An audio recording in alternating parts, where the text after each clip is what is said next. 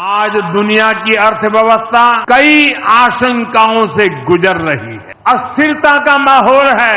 ऐसे में दुनिया के देश अपने अपने हितों पर फोकस कर रहे हैं। भारत भी दुनिया की तीसरी सबसे बड़ी अर्थव्यवस्था बनने जा रहा है। इसलिए भारत को भी अपने आर्थिक हितों को लेकर सजग रहना ही है। लेकिन देश के नागरिक के रूप में भी हमारे कुछ दायित्व है और ये बात सिर्फ मोदी नहीं, हिंदुस्तान के हर व्यक्ति ने दिन में हर पल बोलते रहना चाहिए। जो देश को तीसरे नंबर की इकोनॉमी बनाना चाहते हैं, ऐसा कोई भी राजनीतिक दल हो, कोई भी राजनेता हो, उसने अपने संकोच को छोड़ करके देश हित में देशवासियों के अंदर एक भाव जगाना होगा और वो है हम स्वदेशी का संकल्प लें। अब हम कुछ भी खरीदे तो एक ही तराजू होना चाहिए जिसे बनाने में किसी न किसी भारतीय का पसीना बहा। ఇటీవల నమస్కారం, నా పేరు జీవికే యాదవ్, ఆర్టీసీ కండక్టర్. మోటివేషనల్ కార్యక్రమంలో భాగంగా ఈరోజు మేము ముందుకు రావడం జరుగుతుంది. ముఖ్యంగా నేటి యువత స్వయం ఉపాధి మీద ఆధారపడితే బాగుంటుందని నా అభిప్రాయం. ఎందుకంటే చదువు ఉద్యోగం ఇవ్వదు, కానీ సమాజంలో ఎలా బతకాలి అనేది నేర్పుతుంది. నేటి యువకులు ప్రభుత్వం మీద ఆధారపడాల్సిన పరిస్థితి ఏర్పడ్డది. ఈ ప్రభుత్వాలు కూడా ఎలా అంటే, నేను ఒక ప్రభుత్వం అని అంటలేను, జనరల్ గా మాట్లాడుతున్నాను. మనుషులను మరుగుజ్జులుగా తయారు చేస్తున్నారు, కానీ సొంత కాళ్ళ మీద నిలబడే ప్రయత్నం చేయటం లేదు. ప్రతి ఒక్క పౌరుడు, ప్రతి ఒక్క కుటుంబం సొంతంగా ఎదిగినప్పుడు ఈ దేశానికి ఎంత ఉపయోగం ఉంటుంది అనే కాన్సెప్ట్ లా ఇప్పుడున్న ప్రభుత్వాలు పనిచేయడం లేదని నా భావన.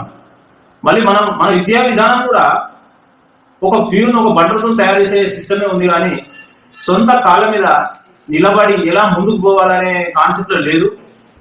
ఎందుకంటే చిన్నప్పటి నుంచే వొకేషనల్ విద్య మీద కూడా మనకు ట్రైనింగ్ క్లాసెస్ ఉంటే పిల్లలు 10 ఇంటర్ అయిపోయిన తర్వాత ఎంతో కొంత సెల్ఫ్ ఆదాయం వస్తుంది, కుటుంబ సభ్యుల మీద ఆధారపడలేని పరిస్థితి ఉంది.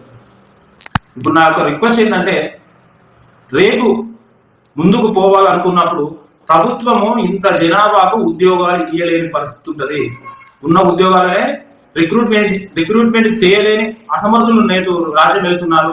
కావున నేటి యువకులకు నేను ఒకటే సమాధానం ఏంటిదంటే, నెట్వర్క్ మార్కెటింగ్, డైరెక్ట్ సెల్లింగ్ లో మనం ముందుకు వెళ్ళినట్టయితే మీరు బ్రతుక్కుంటూ నలుగురికి ఉపాధి కల్పించే అవకాశం ఉన్నది. మీరు చేసే పని చేసుకుంటూ ఒకసారి ఈ నెట్వర్క్ మార్కెటింగ్ అంటే ఏంటిది, ఈ నెట్వర్క్ మార్కెటింగ్ వల్ల ఉపయోగాలు ఏమైనా ఉన్నాయా, నెట్వర్క్ మార్కెటింగ్ చేయడం వల్ల మనకు ఏ విధంగా ఉపయోగాలు ఉన్నాయి, మనం బ్రతుకుంటూ నలుగురికి కూడా ఉపాధి ఇవ్వచ్చు, మళ్ళీ సొంత కాళ్ళ మీద నిలబడుతున్నాము అన్న ఒక తృప్తి మనకు ఉంటుంది. కానీ నేను చాలా మందితో మాట్లాడితే వాళ్ళ యొక్క మానసికంగా ఎలా ఉన్నారు అంటే, ఉదయం 9 గంటలకు వెళ్ళి సాయంత్రం 5 గంటలకు వచ్చే డ్యూటీ మీదనే ఎక్కువ ఉత్సాహం చూపుతున్నారు.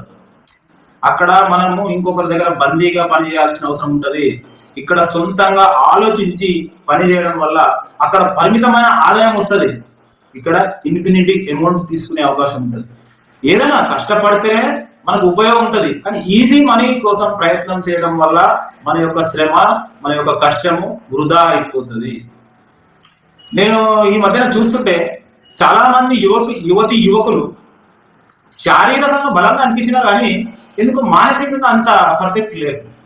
అంటే ఏదో ఈ పుస్తకాలు చదువుతున్నారు, పుస్తకాల్లో ఉన్న దాని మీదనే ఎక్కువ చేస్తున్నారు, కానీ ఈ సమాజంలో కింది స్థాయి నుంచి ఎట్లా రావాలి అంటే వాళ్ళకు నో ఐడియాస్, ఆలోచించే సమయం లేదు, ఒక యాంత్రికంగా అయిపోయింది.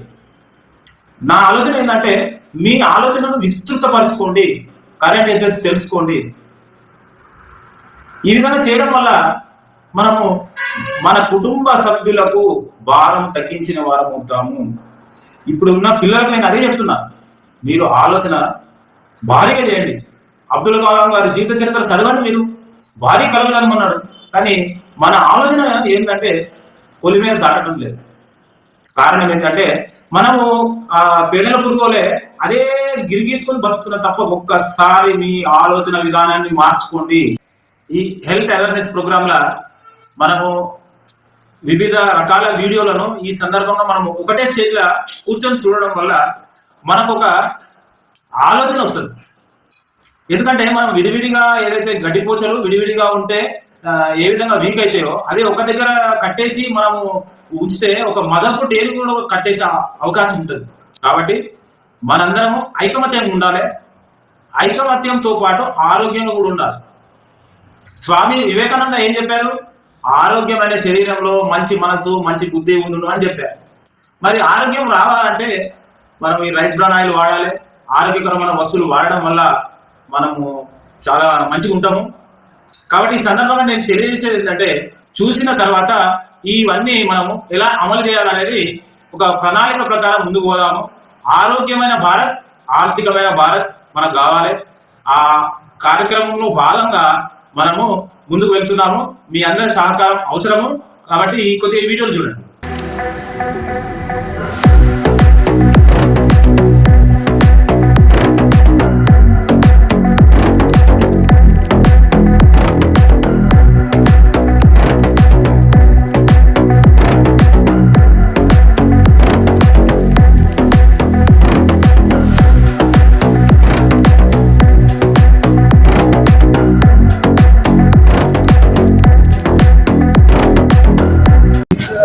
అందరికీ నమస్కారం. సరూర్నగర్ రోడ్లో ఉన్న శ్రీలక్ష్మి మిర్చి అండ్ టిఫిన్ పాయింట్స్ లో ఇప్పుడు మనం ఉన్నాం. ఎన్నో ఏళ్ల నుంచి ఇతను ఈ యొక్క మిర్చి పాయింట్స్ నడిపిస్తున్నాడు. కానీ ఈ రోజు నుంచి ఇతను ఒక కొత్త ఆయిల్ ని అంటే ఆర్సిఎం హెల్త్ గార్డ్ ఆయిల్ ని వాడుతున్నాడు. అతని ద్వారా తెలుసుకుంటాం ఎందుకు అతను ఈ ఆయిల్ వాడుతున్నాడు, తద్వారా అతనికి ఏం మేలు జరిగింది అనేది తన ద్వారా తెలుసుకుంటాం. సో నమస్కారం అండి. నమస్కారం అండి. మీ పేరు? విశ్వనాథ్. మీరు ఈ యొక్క టిఫిన్ సెంటర్ ఎన్ని ఏళ్ల నుంచి నడిపిస్తూ ఉన్నారు? నా సర్వీస్ వచ్చేసి 18 సంవత్సరాలు. ఇక్కడ పెట్టి మేము 3 సంవత్సరాలు అవుతుంది. ఇక్కడ మిర్చి పెట్టి 3 సంవత్సరాలు అవుతుంది. మిర్చి పెట్టి ఓకే. ఇక్కడ మీరు మిర్చి పెట్టి 3 సంవత్సరాలు అవుతుంది.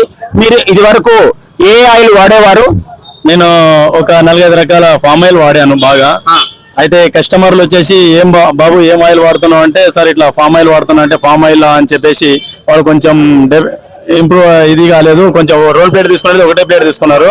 అయితే అరే పబ్లిక్ కి నేను మంచిగా ఏదైనా ఆయిల్ మంచి ఆయిల్ వాడాలని నిర్ణయం తీసుకున్నాను. అంతలో నేను ఒక ఆర్సిఎంది రైస్ బ్రాండ్ ఆయిల్ వాడుతున్నాను. ఒక 8 నెలలు అవుతుంది. నాకు బాగా నచ్చింది అది. మా ఇంట్లో మా ఫ్యామిలీకి అందరికి బాగా నచ్చింది. దానివల్ల కొన్ని మంచి జరిగింది. అసిడిటీ ప్రాబ్లం కానీ జీర్ణశక్తి బాగా ఇదవుతుంది.